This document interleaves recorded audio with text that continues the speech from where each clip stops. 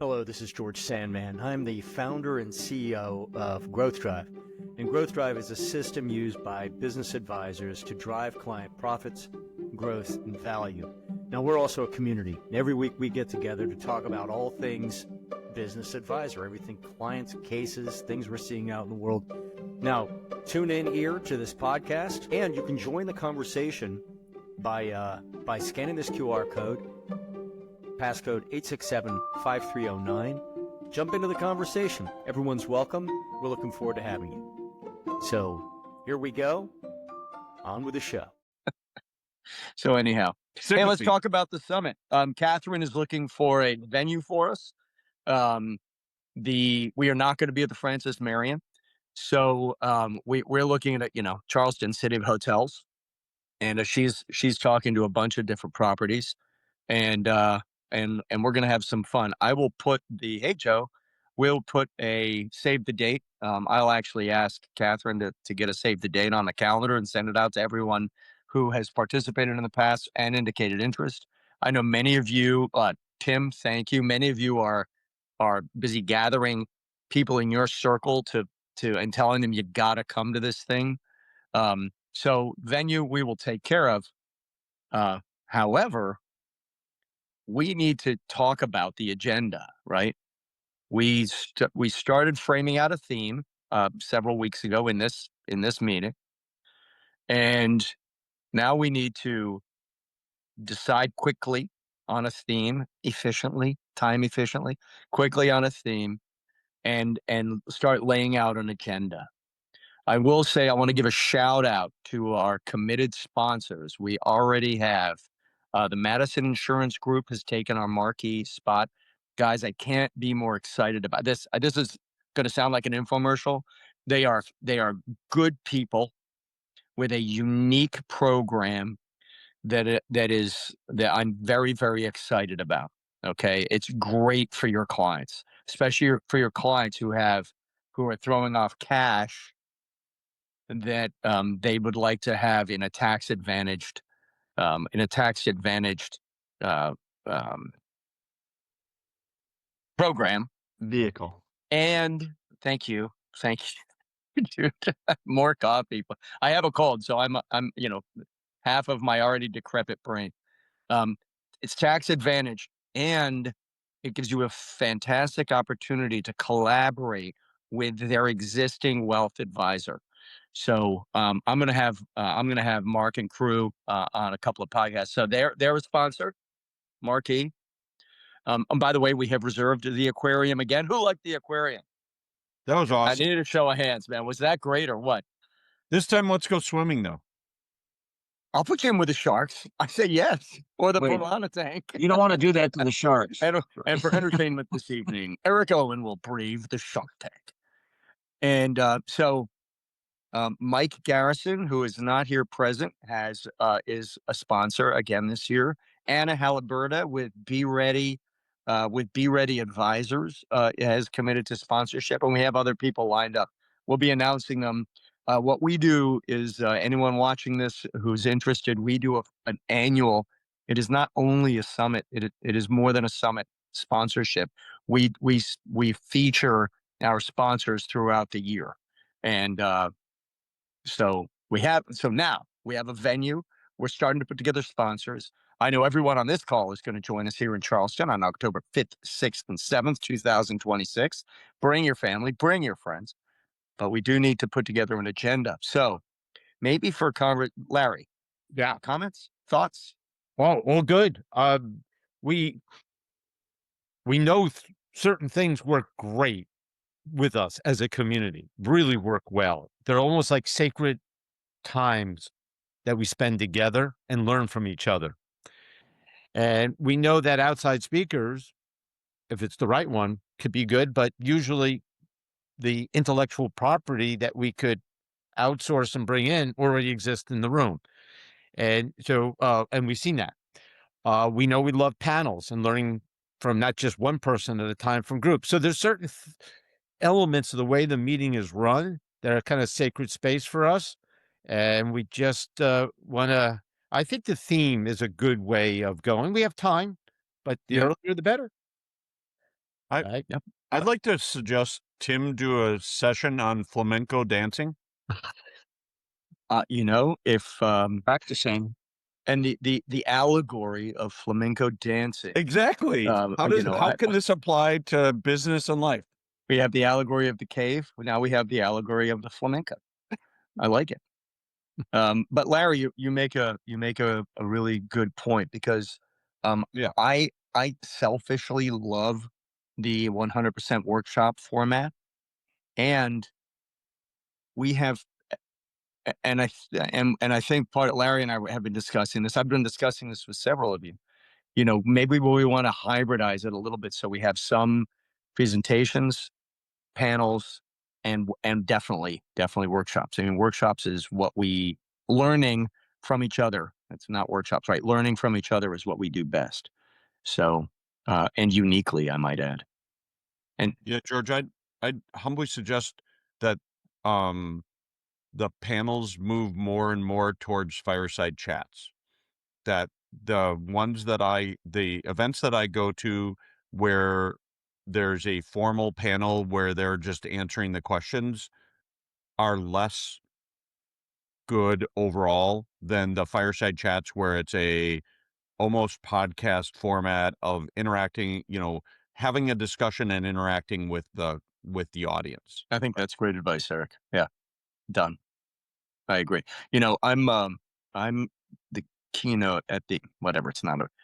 I'm going to be participating in a fireside chat. I'm providing the keynote and being a panelist in a fireside chat at the XPX annual conference in Houston, which is in 2 weeks.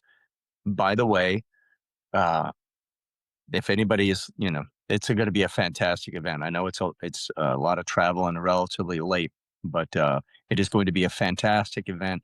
Check it out. They have the whole agenda. It's really well. Christine Hollenden of Hollenden Strategists is emceeing the show, and she's very, very active with XPX, the Exit Planning Exchange. And check out the agenda. Okay.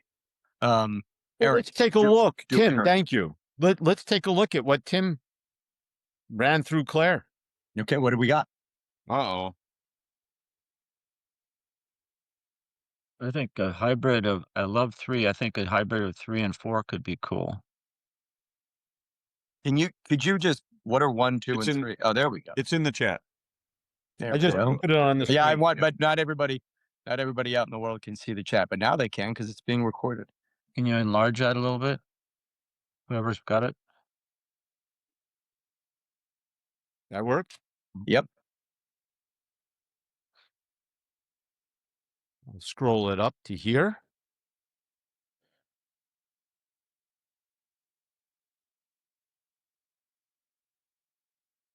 There we have something to chew on here. Look at Claire. If we're trying to attract advisors, then maybe number 4, next level advisory, elevating results with strategic capacity in 3 dimensions of growth, or the growth drive process, or something like that, depending on who do you want the theme to appeal to, the believers or the potential believers? Both. You have to pick one. No, I'm kidding. Yeah, I'm hoping that, we attracted, about a third of the people in the room were not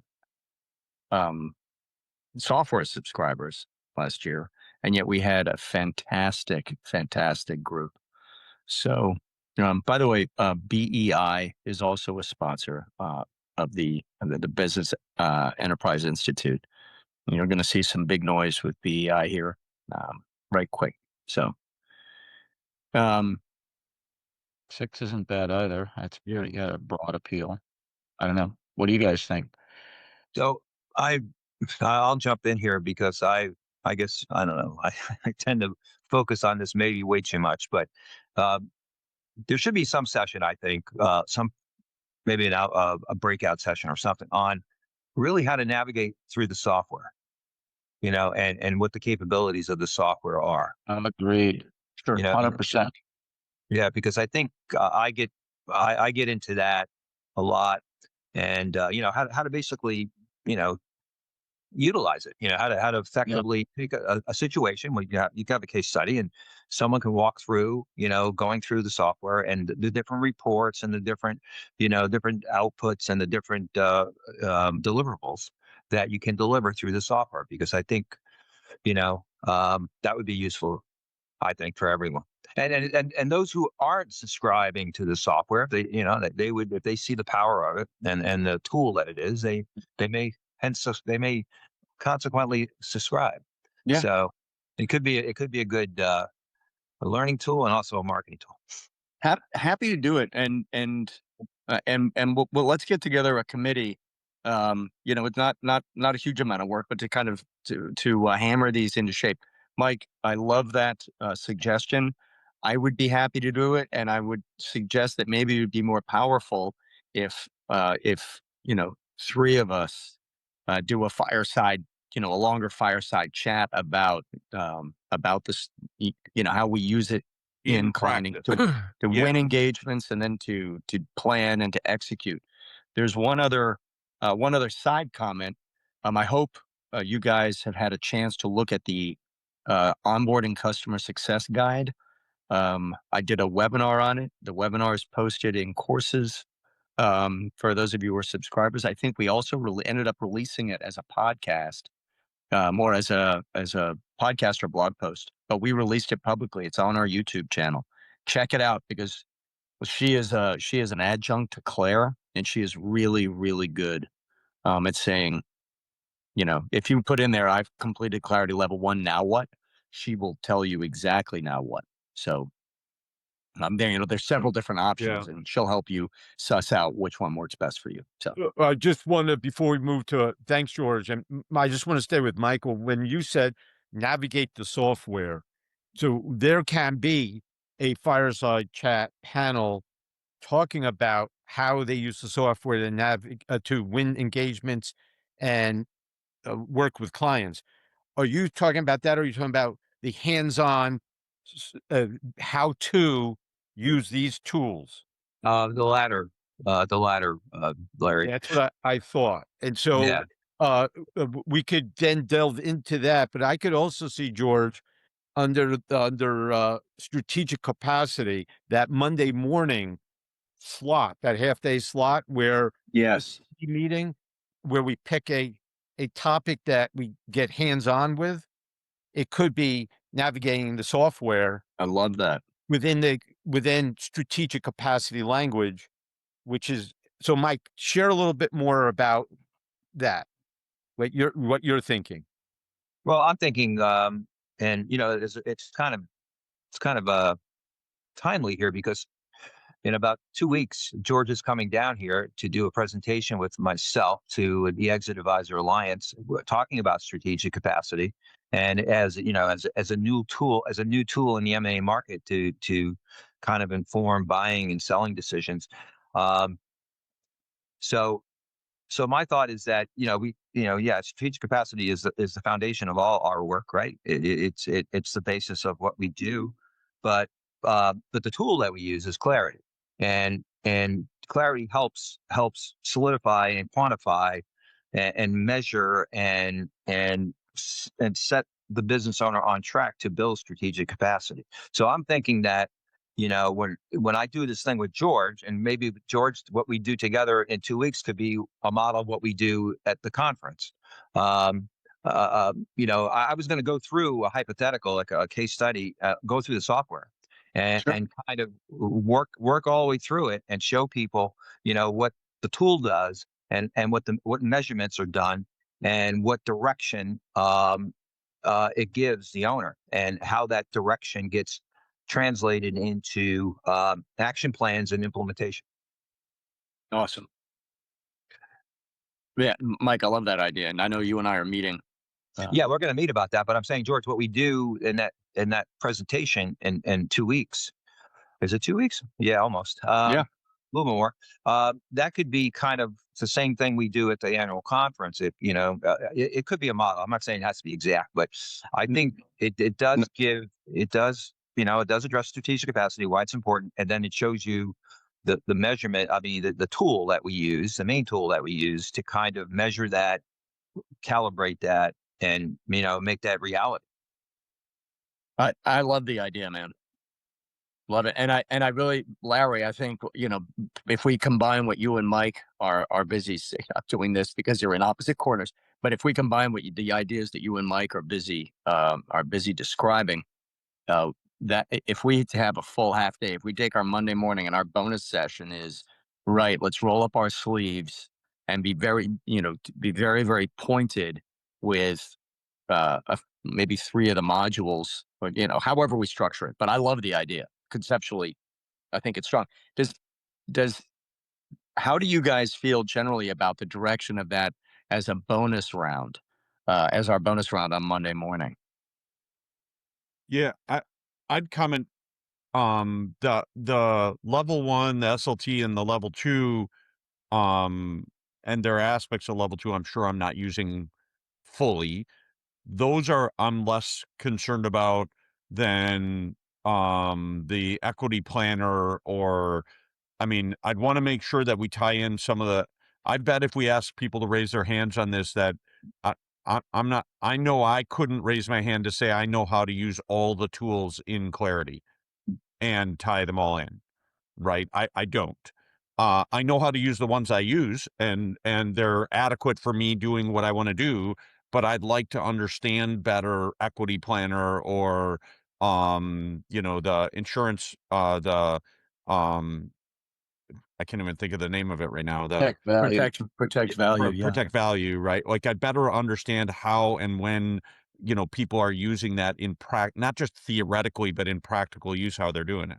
Yeah. I was going to suggest a sort of a parallel thing. It's not the software, but we've done case studies, and we should do another case study, but a discussion around how do you, and I hate this word, how do you quarterback an engagement, right? Sure. That's super interesting. How do you lead an engagement, and how does that work? And talking about it from a real live engagement, not a theoretical, here's how you might do it. Like, George or Larry, how did you walk through, or I do it. Like, let's walk through an engagement and what you did, and when did you bring in people, and how did it work?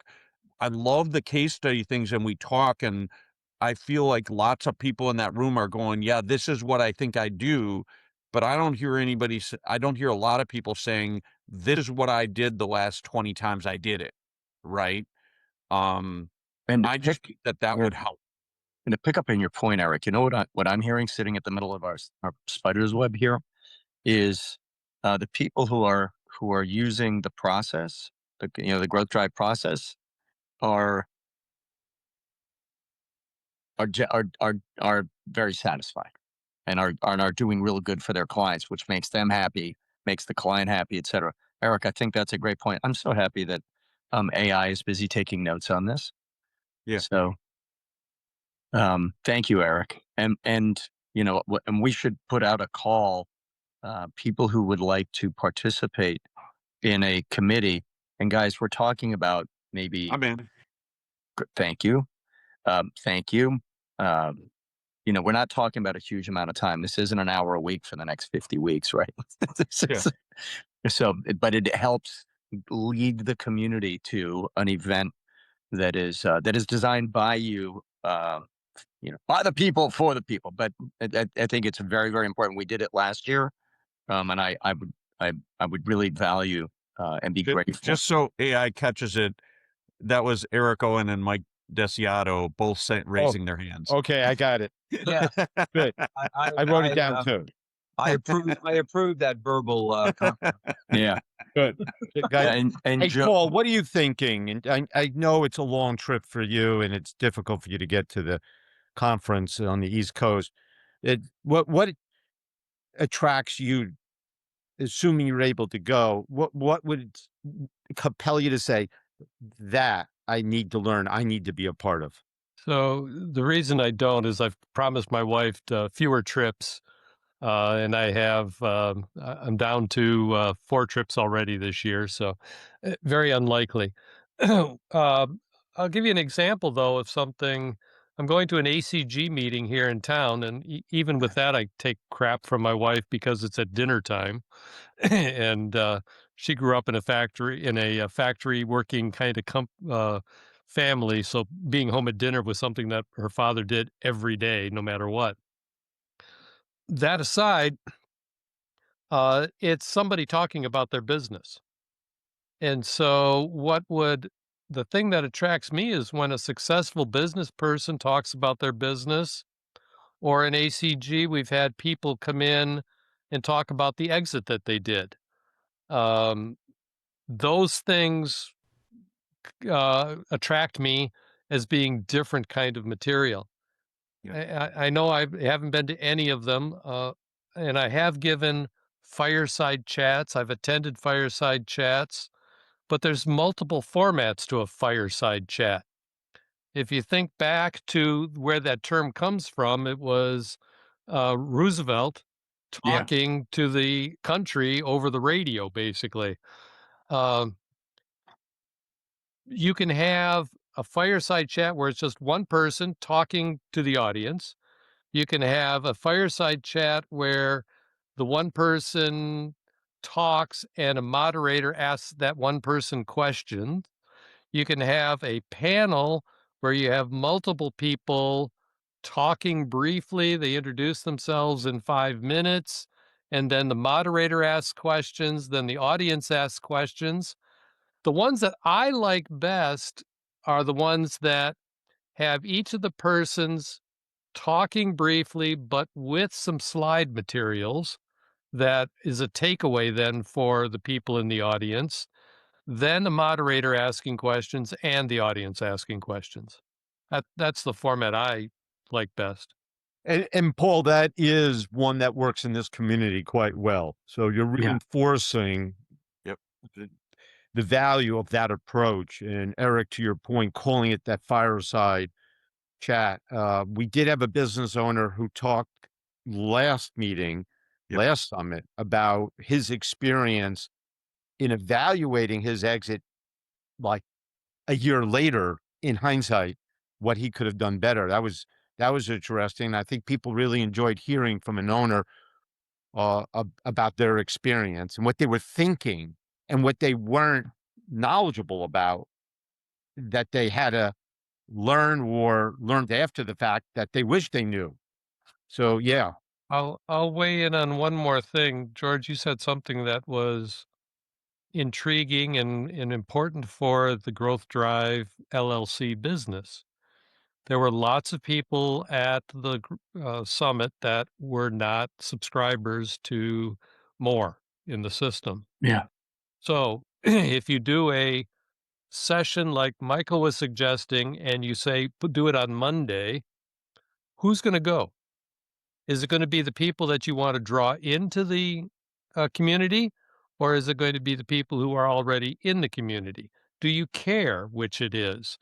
Um, you know, I think a good outcome of the last summit would be tracking how many new people joined the community as a result of the summit. And some of the things you're doing, mostly I was hearing right now people talking about what they as members of the community would like to get more out of it. And I know you've already got speakers lined up who are not part of the community. So think about how you can draw some more people in with the summit. 100%. 100%. Thank you, Paul. Well, I just reacted. I love your clarification of Fireside Chat. What I meant is unscripted discussion of people up on the, you know what the questions are, but it doesn't feel like you're reading from a script, and it's interactive with the audience. Those are the two criteria that I meant by Fireside Chat: unscripted and interactive with the group. I'd make an offer, George. I have several clients that I have exited. Several of them I've interviewed here in Wisconsin for the kinds of things you're talking about, Paul.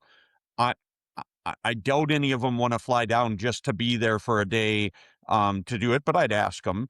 But the other thing we could do is interview somebody. They could be on the screen, and I'd be happy to have a discussion with them a unscripted interactive discussion with them, with the audience. They could be virtual, but they could talk about what it was like to go through, and we've had excellent discussions around that. What was it like to go through the process, and what did they learn from it? Much like David did, just a different spin on it. I love that. And love that. And there are a couple of things that jump to mind, Eric. That was a super fruitful comment. One, let's use Parsons as our stalking horse. He got into advising as an encore career, right? Many of us are become advisors as an encore career. We sell our business. We retire from a position, not retire from the workforce, but retire from a position. And we're looking for, we want to stay engaged, involved, and doing good. So there's the encore career aspect. There's the exit aspect. I have someone in town who has went through a private equity acquisition. Their business had high strategic capacity, platform, private equity came in, add-ons, and if he and his wife are willing to be in the room, they're right here in Charleston.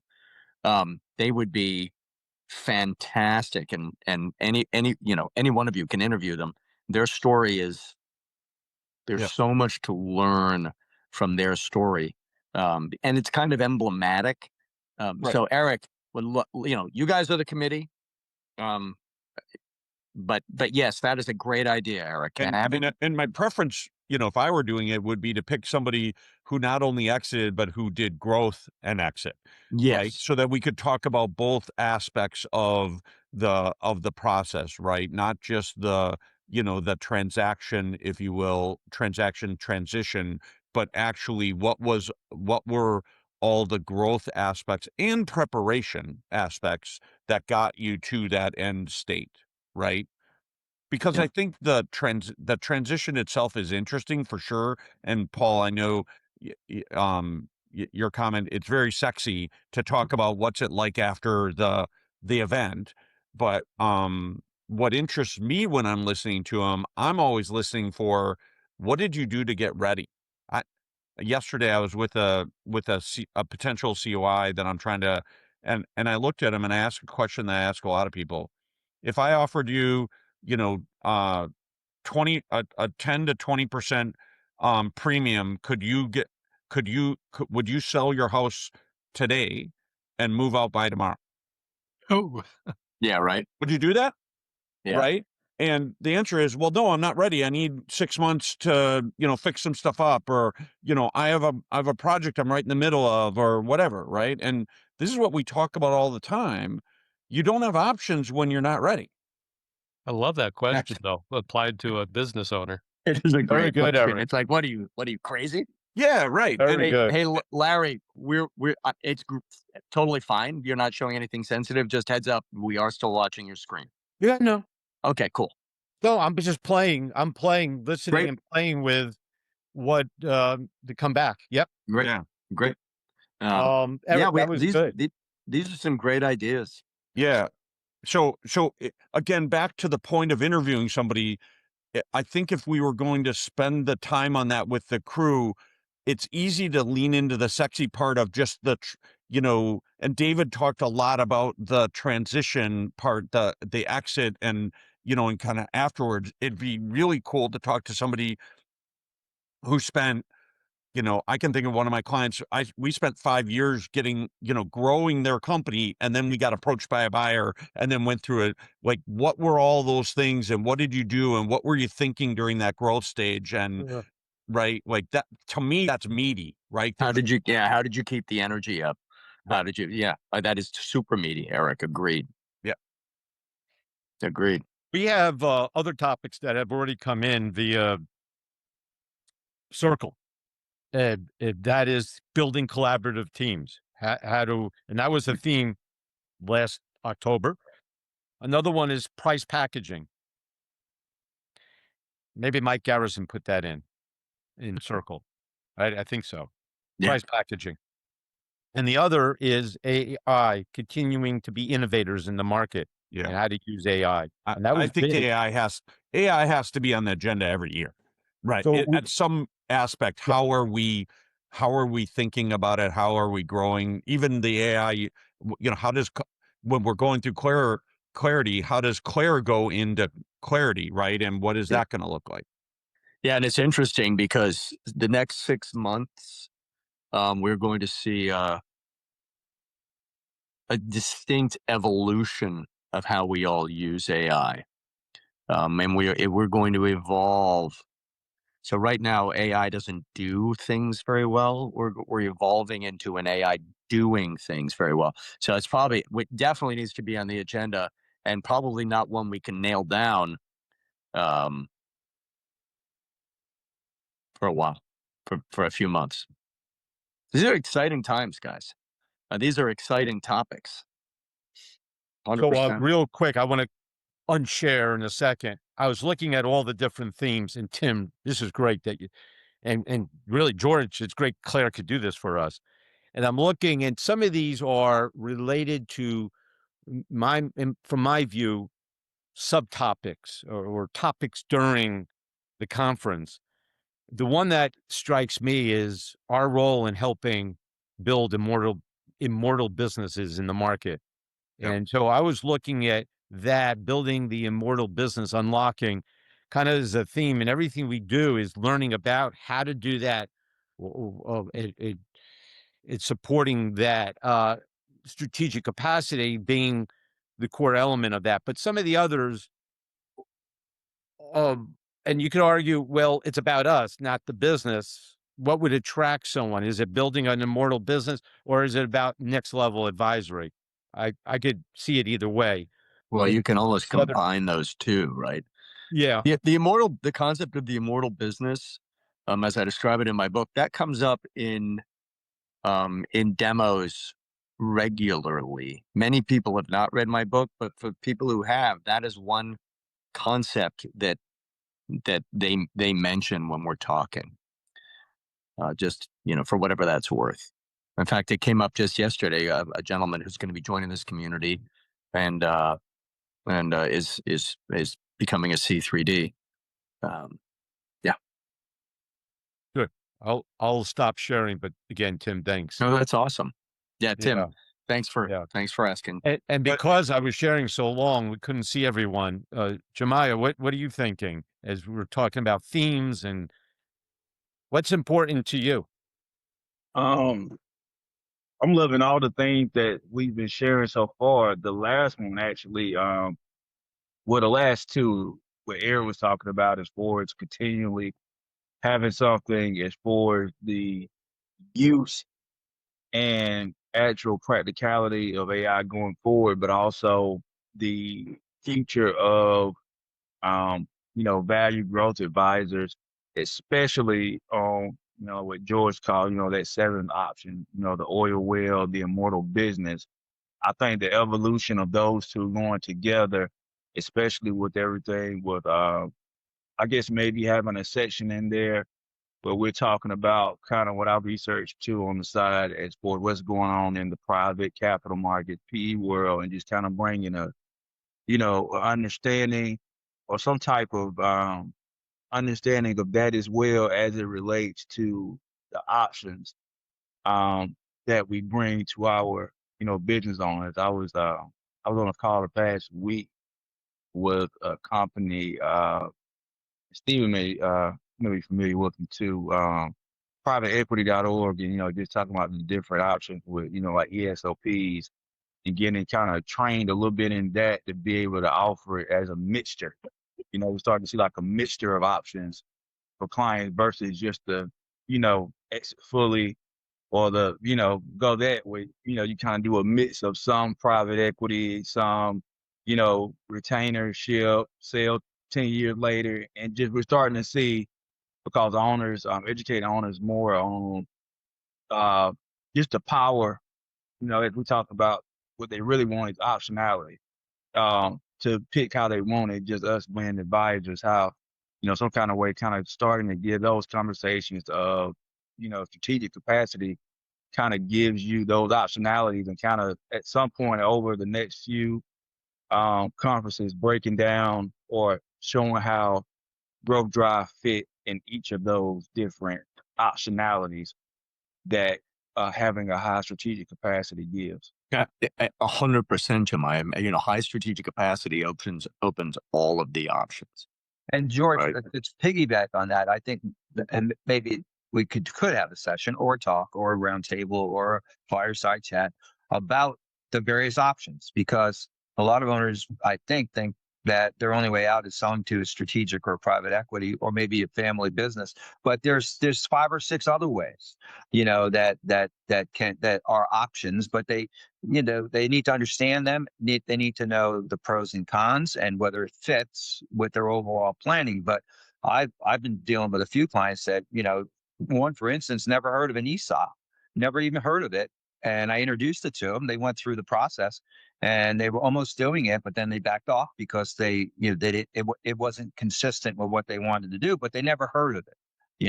They never heard of it. And but then again, going back to Jeremiah's point, he's right. I mean, building a company with strong cash flow, sustainable growth, and high transferability positions you for any of these things, right? Yeah. So you need to have that as a foundation in order to entertain all these options, right? It opens up your options. But again, understanding the various options and their pros and cons, I think is an interesting topic as well. 100%, Mike. And as we discuss in the exit planning section, which really should be equity value planning, but of C3D, and something that resonates with you guys, and with BEI is that 7th exit option, which is exiting the accountabilities chart, but retaining. And this is the ultimate measure of business success, right? If you can graduate from operator to CEO to chairman, where you're coming in periodically, but still harvesting cash from the business, maintaining the tax, lifestyle, and ego advantages of ownership, or the benefits, not advantages, but benefits of ownership. That's a business that can sell to a third party the next day, or finance an MBO, or you can gift to your to the next generation, whatever. This optionality is fundamental and is what makes you guys different than you, because you understand how, right? You're like, okay, well, let's retain as many options as possible. We can draw a line through liquidation, great. We can draw a line through an asset sale, great. But that leaves us with 5 viable killer options. I thought of a And, new name for your Immortal one. It's the Warren Buffett business. I like it, AKA the Warren Buffett. Except for his lifestyle, still driving that pickup truck just doesn't cut it. Yeah, but it's a Bentley. It's a Bentley. No, I'm just kidding. I'm hearing, as you've all talked, that there's maybe 3 audiences, and I'm not sure how you do them. Some of it can be done through tasteful recordings that are used later, but I'm hearing that, Mike's just saying there's business owners who need to know about Growth Drive, and somehow there might be some ways to use the summit to record something or invite business owners to learn more about it. There are the people who don't know about Growth Drive, aren't subscribing, and you want to bring them in. And then there are most of you who are well familiar with Growth Drive and just want to who want to improve what you're doing. And Eric, I'm a strong supporter of growth versus exit. So I like your comments there. Yeah.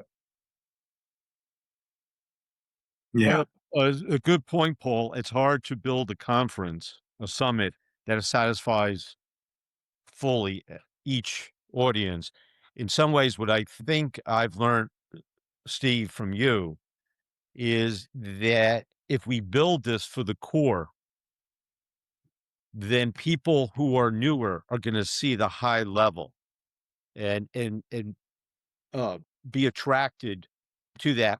If we build it for new people, then the core that had been coming to conferences for years might say, well, that really didn't apply to me. So it's a threading a needle somewhat. But Steve, what you were representing what, Paul, one of your 3 categories, being newer, when you were experiencing it, speak to how you were absorbing the experience. I mean, I would definitely say that the experience was incredibly valuable to me, even, being new to the community and new to, exit planning, value growth in general.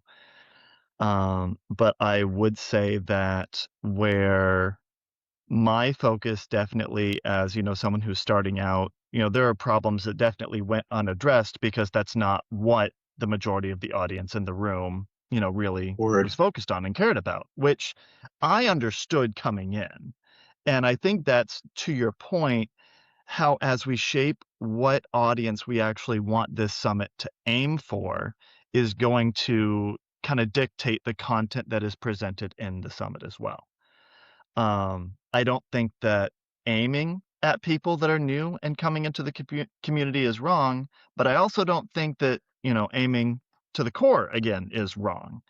It's just you have to make that decision. You have to weigh the pros and cons. You have to decide, what is the actual objective for this year?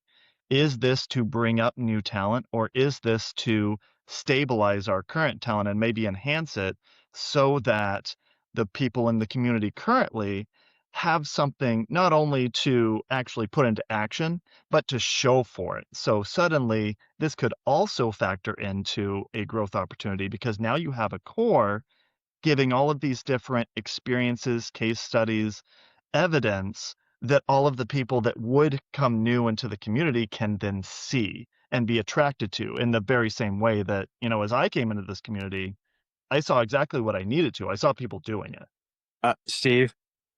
Steven, sorry. Thank you. This is our summit, right? This is, and this is from my perspective, if I'm putting my thumb on the scale, this is our summit for us as a community to gather and learn from each other. If outsiders come and learn something valuable, great. And what we did last year was very insider, right? And we have people like Tracy Gillespie, who was thrilled with the experience. We have talked several times since. She is absolutely thrilled. Same with Tony, right, Tim? People who had not been exposed to the community at all walked out like, oh my gosh, but this is your conference for us as a community. And that's my bias, but it is up to you. Yeah. So now that I've put my fist on the scale. Yeah, there's another way to accommodate those newer people too, and that is, like, we already have C3D for them to come up to speed outside of the conference. 100%. And we have, there could be readings that like there could be a, hey, you might want to read this and this and this before you come so that you're up to speed a little bit more. There are ways to on-ramp people to be able to adapt to a higher level, even though they haven't been in the community for 6 years or whatever, right? Agreed. Yep. I do what resonates with me, what attracts me to something is I want to see people who are doing things that I'm not familiar with, because I want to be drawn in by people who I'm going to learn from, right? Hopefully I bring something to add also, but I want to know that I'm going to be challenged in a community. I don't want to I don't necessarily, I definitely don't want to be the smartest guy in the room in terms of, like I'm the one who knows it all. Oh, don't worry, Eric. Well, there's no chance of that happening, by the way, just to be clear. I know that, but my point is I want to be around people who are smarter and are bringing new stuff, right? Like that's absolutely what attracts me to it. Anna's doing interesting stuff and Larry's doing stuff, right? And I'm going to learn stuff from Jemiah, right? Like there's stuff to learn everywhere, right? Very true. And It actually happens. Yeah. you guys, what we do not want this to be ever is an infomercial, right? Yeah. Ever. Not for Growth Drive, and we don't want it to be an infomercial Right. for our sponsors. We're here to learn. Thank you, Eric. Agreed. Guys, thoughts? Tim, shoot away. George, you could theme an early social, like new to the community, come and meet some of the Growth Drive veterans and, learn more about the potential of it. That could just be a theme of a social. Not that that Sure. wouldn't happen spontaneously, but it shows intentionality on your part. Right. It's welcoming to the new people in the Yeah, community. it shows a welcomingness. Yeah, for sure. 100%. Absolutely. Two Especially given, contributions. guys, when we negotiate with these hotels, as you guys know, right? We negotiate. So we start on Monday morning, but we want the rate to start on Saturday, ideally Friday, but we was Saturday to Saturday, and or to the following Sunday. So we get the hotel rate. We're like, listen, we can sell. We want you to sell more nights, and people come into town early. I think, essentially everyone was in town. Um, Certainly on Sunday, right? That's a good idea. And many of you were in on Saturday. We all went out, and this is Charleston. There could That's be a very, very good point, Tim. Tim, to your point, there could be a social, have a drink new to the community before dinner together on Sunday. Yeah, 100%. Absolutely. Is the Charleston Convention Center not big enough for us this year? Tim, let's actually, that is a funny comment, but I wasn't kidding.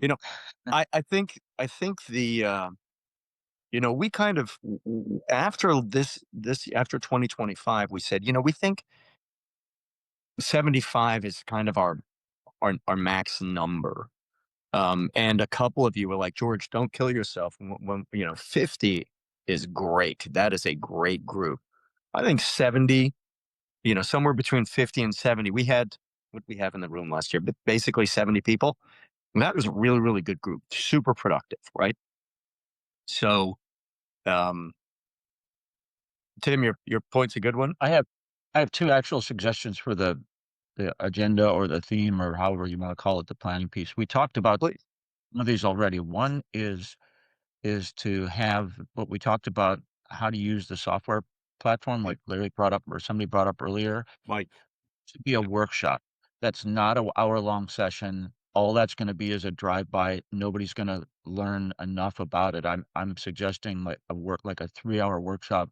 And then the other one you and I had talked about, which is a carryover from last year, is using Claire or whatever iteration of AI we're in 6 months from now, right? And we talked about 101, 201, 301, because we got a spectrum of people who haven't used it at all, people who have used it with some trepidation, and people who are immersed in it, and having that workshop. And I'm suggesting here, just for conversation, that could be like a pre-conference workshop and a post-conference workshop. Both of those could be sponsored. So there are new opportunities to bring in sponsors that are going to write checks for the Growth Drive. They get FaceTime with the people, but then we get the time we need to actually use the stuff and do it and create something. So I don't know, that's my 2 cents about both of those and helping us get better with both of them. Awesome. Tim, I just want to add to that, which is very important. When we evaluate when people don't do what we expect them to do or want or themselves want to do, they don't know why. The why falls short. They don't know what exactly. But for a lot of people and professionals, they don't know how.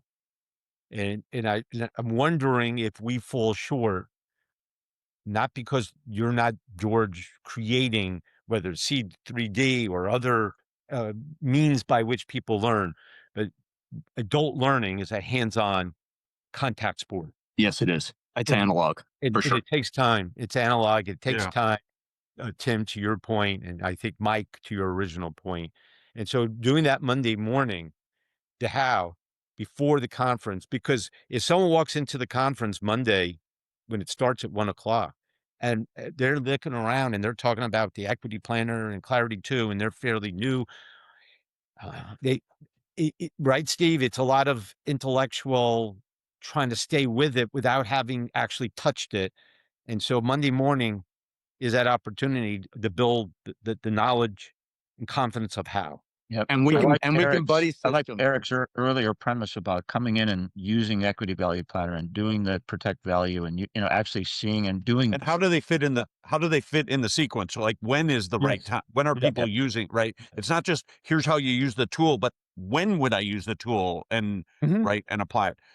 Can I just come back to another thing that's been bugging me for a while, and that is we most of us come from a technical background of some sort. Mike, you're a perfect example, right? You practiced as a CPA doing taxes for a long time, right? We come from a technical background and we tend to lean on our technical things. I think some of the conference needs to be around the softer skills. facilitating meetings? How do you do discovery and learn and draw clients out? There's a ton of people skills that are required to be really good at this work, and we tend to always talk about the technical things. How do we use the software? And again, Mike, I love that idea. I'm not downplaying it at all, but we talk about the tools all the time, and we don't spend a lot of time talking about how do you actually interact with people, because our job is all about people, right? 100%. 100%. Right. This is going to be a great, guys. This is going to be a great recording, which we will feed to Claire, and we will publish it in some more organized form. This is a great discussion, guys. Unbelievably, it's been almost an hour. Okay, so I just looked at my watch. I saw it in the reflection. I'm like, oh my gosh.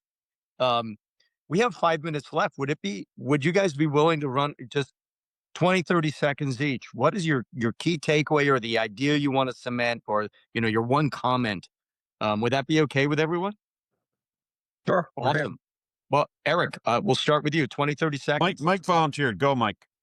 Okay, well, I'll go. Okay, so yeah, so I think it's kind of piggybacking off of what Eric says. I think you need hard skills and you need soft skills. You need a combination of both. So I would say I think it'd be useful for me and others, I think, to learn how to use the tools, the hard tools, and to be more effective that way. I think that's a necessary skill. It's not the only skill, but it's a necessary skill that you need to augment with soft skills. Mike, pass it along. I'll pass it to Eric since he threw me under the bus. Yeah, my one to drill home would be, I love all the hard skills and I want to learn all those things too, but I think our group needs the soft skills as much or more than the hard skills. I think that's a really, really important part of what we need to do. Great. Eric, who are you going to toss it to, man? Paul. Thank you.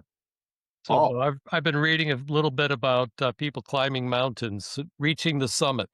You're only at the summit for a very short period of time, and it's all about how you get there, the tools, the people. You might have to regress before you can ascend further because of the air and things. So what you're doing there, what are all the things you need to reach the summit at the summit? Now pass to Tim. Thanks, Paul. I love the intentionality of these conversations. Everybody's on here throwing in ideas and ways to optimize our time and our success as a group, and so it's just tremendously valuable. The answers always are in the room, which is terrific. And I'll pass it to Jemiah. Just my sentiments of everyone else. Just how kind of going back to Eric and Michael's points. That no matter which phase of growth driver or value advisor is at, how to lead holistically better. As a value advisor or whatever service they're providing for the client, from a technical standpoint, feel better, but also from a soft skill standpoint, as like, I know how to navigate a client's emotions that they're going through, the growth drive, process as well as my own. So, yeah, just that holistic viewpoint of leaving somewhere feeling more holistically more equipped once a growth driver or value advisor lead to something. I think that's an amazing idea. Awesome. Thanks, Jemiah. Who are you going to toss it to? Who's left? You got Stephen, Joe, and Larry. I'm gonna pass it to Joe. All right. Couple things I've observed. Being a vestige chair for 10 years, they always had this big boys summit, right? So it was this 10-year that you qualified to go to a separate meeting, and it was like this whole thing in Colorado. So at some point in this journey we're on is that you ought to consider that there's a level of thinking that you go into this rare error, right? And so that's something to think about in the future as we grow, because it was kind of one of those things that you get to look forward to. Now, I spent 10 years and I didn't go to that summit, but I always hear about it. That was like the brightest of the bright. So just a consideration that you can't do everything in one workshop. Two is to remind me, Paul talked about the summit, right? There's more people die going down the hill than up the hill. And why is that? Well, because we take the eye off the prize. We, as leaders, we don't figure out what that next summit we're going to.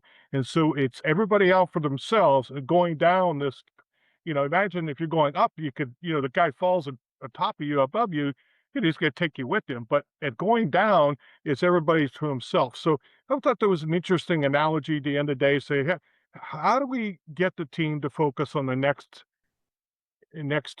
pinnacle out there? And don't forget that that's where the energy lies, is being able to get your owners to identify that next summit, because they would get lost in it. It's everybody out for themselves, especially after postpartum, post-sell. It's like, how do you keep that alignment together? BEI has some great tools in which they're doing that, learn more about that, and keeping that whole thing together, because that's the ship Yeah. that we sell. We can't let it disintegrate once the deal is done. So Perfect. there's some Yeah, real Jim. value in that. Yeah, 100%, man. Thank you. Do we Steve yet, or the? What is Steve? Yeah. So I'm actually going back to Eric and Michael's point on the hard skills, soft skills. I think both are absolutely needed. And as we look at not only, how we're going to administer the summit, who it's going to be for, what audience we're aiming for, I think that the point of bringing up everyone to a baseline level with learning before the summit was probably underplayed, and we should definitely focus on that a little bit more, because if we can bring the audience to a baseline understanding where we're all speaking the same language, then we can actually attack both soft and hard skills at the same time, creating an entire timeline for that engagement, or for like a sample engagement, to show people what to do, when, how, all of the different pieces holistically. I mean, we talk about holistic engagements with business owners all the time. Why can't we approach our learning the same way? I love that. Thank you. And then I think Larry's the last one. Larry, take us home, man. I thank you. I think this is great. I'm glad you can say, why are we doing this in January? It's October. It takes this long to plan. Great summit. So a few thoughts. We could integrate the people soft side into everything we do along the way, as well, so it could be integrated. But I like Jemiah, you use the words that I use a lot. It's not just navigating and helping facilitate our clients' emotion, but our emotion as well. The more knowledge begets confidence. And so it's about building confidence in what we do, why we do it, and how we do it. And I think it's our emotion and it's their emotion. If we remember that, both with the marriage of the how hard skills with the soft skills, is a theme throughout, we can produce great work. 100%. And I also pull like the summit up and down. Yeah. I think Yeah, I was going to comment that, people die on the way down. That's when you die. Yeah, Joe. Guys, this was fantastic. Guys, thank you very much. I know we've gone just 3 minutes over. I really appreciate, guys. What a great conversation. So thank you. We will post the recording. We'll turn it into, we'll do our magic, and anything I can do to help you guys throughout the week, please let me know, and I'll see you next Tuesday. Good day, all. Thanks, guys.